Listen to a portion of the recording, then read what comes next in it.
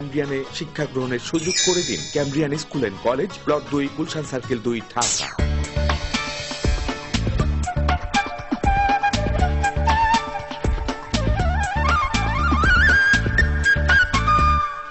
এবারে আহ্বান করছি মাননীয় বিরোধী দলীয় উপনেতা মোহাম্মদ তৌফিকুল আলমকে তার বক্তব্য করার জন্য। মাননীয় স্পিকার, আপনাকে অসংখ্য ধন্যবাদ আমাকে সুযোগ দেওয়ার জন্য। মাননীয় স্পিকার, আজকের বিতর্ক থেকে একটি বিষয় স্পষ্ট, আমরা যে বিতর্ক করলাম এতক্ষণ মাননীয় স্পিকার, আমরা সবাই যুদ্ধাপরাধীদের বিচার চাই। কিন্তু মাননীয় স্পিকার, ঠিক একইভাবে যারা আজকে আটক আছেন বা যাদের বিচার করা হচ্ছে, আমরা এও বলছি না যে তারা যুদ্ধাপরাধী না। তাহলে আমরা কি বলছি মাননীয় স্পিকার? আমরা বলছি আজকে সরকারি দল যে দাবিটি করছে যে আন্তর্জাতিক মান অনুযায়ী হচ্ছে, সেই তাদের সে দাবির জায়গাতে মাননীয় স্পিকার আমাদের বিরোধিতা। মাননীয় স্পিকার, মাননীয় স্পিকার, আজকে আমাদের সেটির নাম হয়েছে আন্তর্জাতিক অপরাধ ট্রাইব্যুনাল মাননীয় স্পিকার, কিন্তু আমাদের অনেককেই বলতে শুনি যে আমাদের মন্ত্রীরা বলেন যে আন্তর্জাতিক অপরাধ ট্রাইব্যুনাল হলেও ডোমেস্টিক প্রক্রিয়া এখানে বিচার প্রক্রিয়া সম্পূর্ণ হবে। মাননীয় স্পিকার, হ্যাঁ, ডোমেস্টিক প্রক্রিয়ায় বিচার প্রক্রিয়া সম্পন্ন হতে পারে, কিন্তু আন্তর্জাতিক অপরাধ ট্রাইব্যুনালের নিয়ম অনুসারে হতে পারে। যে অনুযায়ী হোক, আপনি যদি আন্তর্জাতিক অপরাধ ট্রাইব্যুনাল বলেন এবং আন্তর্জাতিক আদালত বলেন, তাহলে আন্তর্জাতিক যে নিয়ম কানুন রয়েছে সেগুলো মেনে চলতে হবে। ঠিক একইভাবে আপনি যদি ডোমেস্টিক ট্রাইব্যুনালের অনুযায়ী হয়, তাহলে যে রক্ষা কবচগুলো রয়েছে বাংলাদেশের আইনি মাননীয় স্পিকার, সেই রক্ষা কবচগুলোর সুযোগ তাদেরকে দিতে হবে মাননীয় স্পিকার। মাননীয় স্পিকার, আমি আইনের সংশোধনের কথা বলেছিলাম মাননীয় স্পিকার। মাননীয় স্পিকার, লক্ষ্য করুন, যখন 1973 সালে আইনটি করা হয় মাননীয় স্পিকার, ঠিক তার পরবর্তীতে 2012 সালে যে সংশোধনটি করা হয়, তার মধ্যে কি কি পরিবর্তন এসেছে এবং এই পরিবর্তনের ফলে মাননীয় স্পিকার সেই মান নিয়ে কেন সমস্যা দেখা দিয়েছে। প্রথমত মাননীয় স্পিকার, যে আমরা বলেছি যে বিচারক নিয়োগে কোনো ধরনের প্রশ্ন তোলা যাবে না, এটি 2012 সালের সংশোধন। তাহলে এটি কি মান নিশ্চিত করছে মাননীয় স্পিকার? তার পরবর্তী বলেছি মাননীয় স্পিকার, আগে বলা হয়েছিল মাননীয় স্পিকার আই উইটনেসকে গুরুত্ব দিতে হবে, কিন্তু 2012 সালের সংশোধনীতে মাননীয় স্পিকার হিয়ারিং এভিডেন্সকে গুরুত্ব দেওয়ার কথা বলা হয়েছে মাননীয় স্পিকার। মাননীয় স্পিকার, 1971 সালে যখন এই জঘন্য অপরাধ তারা করেছিল মাননীয় স্পিকার, তার পরবর্তীতে আমরা 1972 সালে দালাল আইন দেখেছি মাননীয় স্পিকার, 1974 সালে মাননীয় স্পিকার সিমলা চুক্তি দেখেছি, তার পরবর্তীতে 96 সালে ক্ষমতায় আসার পরও আমরা তাদের নিরূপ থেকে দেখার পরও ঠিক তো পরবর্তীতে যুদ্ধাপরাধীদের বিচারকে তাদের ইস্তেহারে নিয়ে আসা হয়েছে মাননীয় স্পিকার। ঠিক পরবর্তীতে টেকনিক্যাল কারণে সেটি মানবতা বিরোধী অপরাধ হিসেবে শুরু করা হয়েছে মাননীয় স্পিকার। কিন্তু আমাদের প্রশ্ন হলো, হত্যা, লুণ্ঠন, অগ্নিসংযোগ, এই অপরাধের বিচার কি বাংলাদেশের প্যানেল কোর্টে করা সম্ভব ছিল কি ছিল না? মাননীয় স্পিকার, বিশেষজ্ঞরা কি বলছেন মাননীয় স্পিকার? যদি সম্ভব হয় তাহলে কেন আন্তর্জাতিক অপরাধ আদালত নাম দিয়ে মাননীয় সংশোধনীতে প্রশ্ন করো। জি, প্যানেল কোডের আওতায় বিচারের কথা বলছেন, প্যানেল কোডের সাধারণ অপরাধের বিচার হয়, আপনি যুদ্ধ অপরাধীদের বিচার এবং সাধারণ অপরাধকে এক করে দেখছেন। মাননীয় স্পিকার, ঠিক মাননীয় স্পিকার একটি ইশতেহার করেছিলেন এবং সরকার যখন ক্ষমতায় এসেছিলেন তার প্রশ্নটি সরকারের মাথায় এসেছে। তারা ভেবেছেন যে যুদ্ধাপরাধের বিচার আর প্যানেল কোডের বিচার তো এক না, এই কারণে যুদ্ধাপরাধ শব্দটি বাতিল করে মানবতা বিরোধী অপরাধ আনা হয়েছে। কেননা তাদের মাথায় ছিল সিমলা চুক্তির কথা, তাদের মাথায় ছিল 1972 সালের দালাল আইনের কথা। মাননীয় স্পিকার, আমরা বলেছি যে তারা যে মানবতা বিরোধী অপরাধের কথা বলেছেন এবং সেই অপরাধের মধ্যে যে এই অপকর্মকে এনেছেন, এগুলো বাংলাদেশের প্যানেল কোডেই বিচার করা সম্ভব ছিল মাননীয় স্পিকার, আমি এটি বলছি। মাননীয় স্পিকার, ঠিক যেসব আইনজীবী নিয়োগ করেছেন এবং যেসব তদন্ত কর্মকর্তা নিয়োগ করেছেন মাননীয় স্পিকার, তাদের যোগ্যতা এবং দক্ষতা নিয়ে প্রশ্ন আছে। এই কারণে মাননীয় স্পিকার, কারণ আমরা পত্রিকায় দেখেছি যে গোলাম আজমের বিরুদ্ধে যে অভিযোগপত্রটি দাখিল করা হয়েছিল, বিচারক সেটি ফেরত দিয়েছেন। কেননা মাননীয় স্পিকার বলেছেন যে এটি যথাযথভাবে বিন্যস্ত নয়, ভালোভাবে বিন্যস্ত করে যেন দেওয়া হয় মাননীয় স্পিকার। তাহলে তাদের তদন্ত কর্মকর্তা রয়েছে মাননীয় স্পিকার, তাদের যোগ্যতা নিয়ে অনেক বেশি প্রশ্ন ওঠে। তাই আমাদের মনে প্রশ্ন জাগে যে আসলে তদন্ত কর্মকর্তার যোগ্যতা যখন নেই, ঠিকমতো পেপার বিন্যস্ত করতে পারেন না, তখন সেই কোর্টের মান নিয়ে প্রশ্ন উঠতেই পারে মাননীয় স্পিকার। মাননীয় স্পিকার, আরেকটি কথা আমরা বলেছি যে গ্রামাঞ্চলে অনেক যুদ্ধাপরাধী রয়েছেন মাননীয় স্পিকার, আমরা দেখেছি আমাদের মা বোন থেকে শুরু করে সবাই ধর্ষণের শিকার হয়েছেন, অনেককে হত্যা করা হয়েছে, তাদের হৃদয়ের রক্তক্ষরণ আমরা দেখি না। কিন্তু শুধু কেবল রাজনৈতিক প্রতিপক্ষদের বিচার করলেই কি যুদ্ধাপরাধীদের বিচার হয়ে যাবে মাননীয় স্পিকার? সারা বাংলাদেশ তাকিয়ে আছে, সারা বাংলাদেশের মানুষ তাকিয়ে আছে, সবাই মাননীয় স্পিকার ভোট দিয়েছে যুদ্ধাপরাধের বিচারের জন্য। কিছু রাজনৈতিক প্রতিপক্ষকে বিচার করে এর সমাধান হবে না এবং এইটিও মান নিয়ে প্রশ্ন তোলার একটি বড় কারণ মাননীয় স্পিকার। আপনাকে ধন্যবাদ, সবাইকে ধন্যবাদ। এই প্রস্তাবটি যেন পাস না হয় মাননীয় স্পিকার।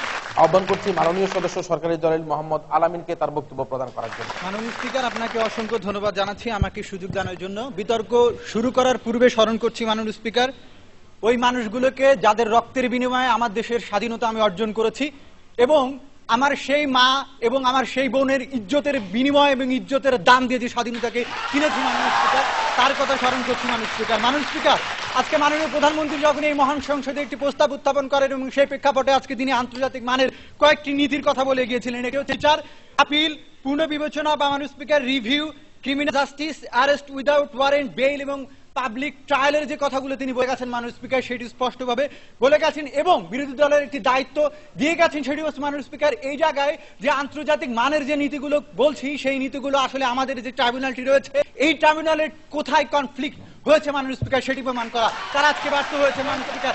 মাননীয় স্পিকার আজকে তাদের দ্বিতীয় বক্তা রোম স্ট্যাটিউট নিয়ে কথা বললেন। মাননীয় স্পিকার, কথাটি হচ্ছে রোম স্ট্যাটিউটের 10 নম্বর অনুচ্ছেদে স্পষ্টভাবে বলা আছে 2002 সালে যে প্রতিষ্ঠিত হয় তার পূর্বের কোনো অপরাধকে নিয়ে তারা কাজ করতে পারবে না। অর্থাৎ মাননীয় স্পিকার এই প্রেক্ষাপটে আমাদের বাধ্য হয়ে আমাদের ট্রাইব্যুনাল তৈরি করতে হয়েছে মাননীয় স্পিকার। তারা আজকে হিউম্যান রাইটস এর কথা বলছেন মাননীয় স্পিকার, আজকে তারা জাতিসংঘের কথা বলছেন। গত 40 বছর ধরে জাতিসংঘ কোথায় ছিল মাননীয় স্পিকার? এইমাত্র তিনি একটি ভুল তথ্য এই সংসদে উপস্থাপন করলেন। কম্বোডিয়ার খামারুজদের বিচার যখন বন্ধ হয়ে গিয়েছিল দেশীয় আইনে, সেই কম্বোডিয়ার বিচার, খামারুজদের বিচার রোম স্ট্যাটিউটের মাধ্যমে চলছে। সেই অপরাধটি কখন সংঘটিত হয়েছিল একটু বলুন। মাননীয় স্পিকার, উনি আজকে যে কথাটি বললেন সেটি মাননীয় স্পিকার আইসিসির আন্ডারে হয়েছিল মাননীয় স্পিকার, কিন্তু ঘটনাটি হচ্ছে মাননীয় স্পিকার রোম স্ট্যাটিউটের যে কথাটি, এখন মাননীয় স্পিকার তারা মানবাধিকার রক্ষার যে কথাটি বললেন সেটি এখন ধরছি মাননীয় স্পিকার। সেটি হচ্ছে যে একজন বিবাদী অর্থাৎ মাননীয় স্পিকার যিনি আত্মপক্ষ সমর্থনের কাজটি করেন তাকে মাননীয় স্পিকার পর্যাপ্ত পরিমাণে সুযোগ দেওয়া হবে, সেটি মাননীয় speaker international community on civil and political rights বলা আছে। আইসিটির আন্ডারে কথা বললেন, সেটি হয়েছিল মানে এটি হচ্ছে না, তিনি কি দাবি করলেন? তার মানে এটি আন্তর্জাতিক মান রাখছে না, দাবি করলেন।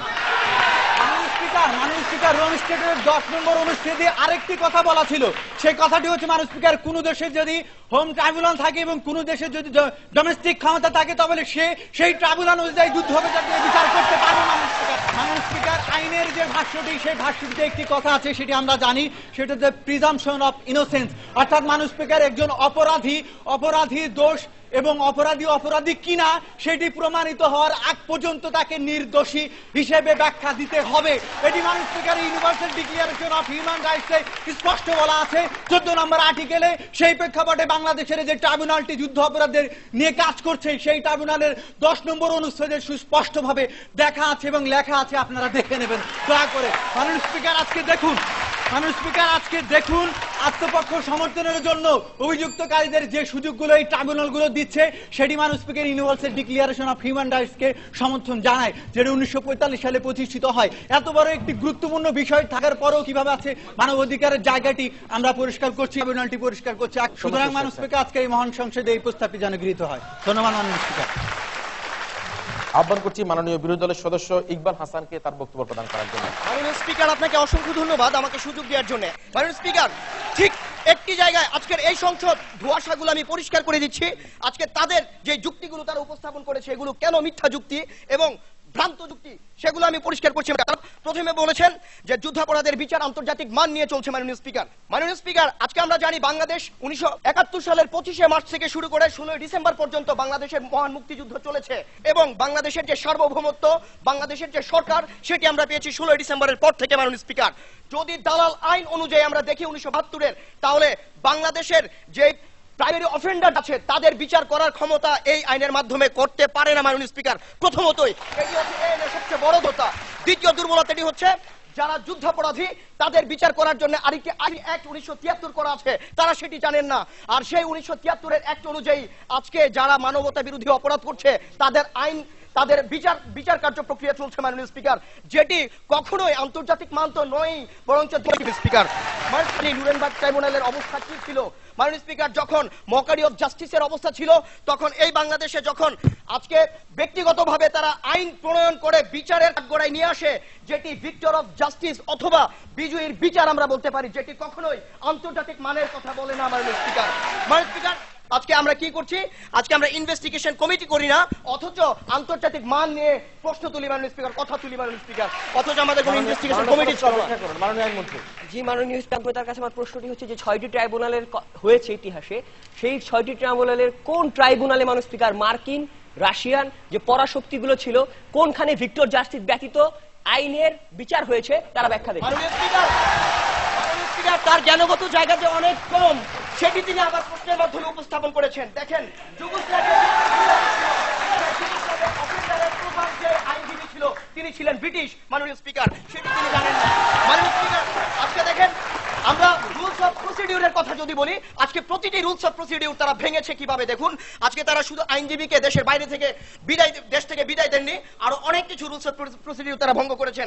তারা জেসি করেছেন, অর্থাৎ জয়েন্ট ক্রিমিনাল এন্টারপ্রাইজ করেছেন, যেটি আলে কখনোই যুদ্ধাপরাধের মধ্যে যায় না মাননীয় স্পিকার।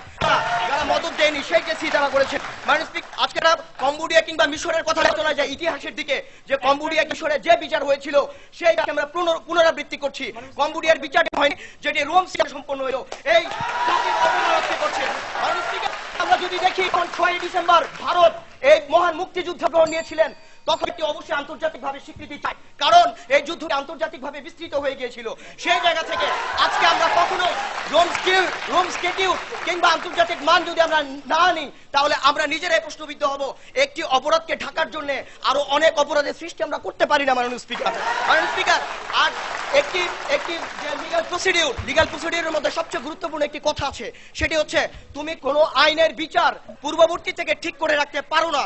এইটা হচ্ছে বাংলাদেশের, আজকে যদি আমরা দেখি যে আজকে বিচার পূর্ববর্তী থেকে ঠিক করা না হলে কেন কিভাবে বলে যে একজন মন্ত্রী যে 8 ডিসেম্বরের মধ্যে ঝুলিয়ে দেওয়া হবে, এটি ঠিক না করা হলে সম্ভব না।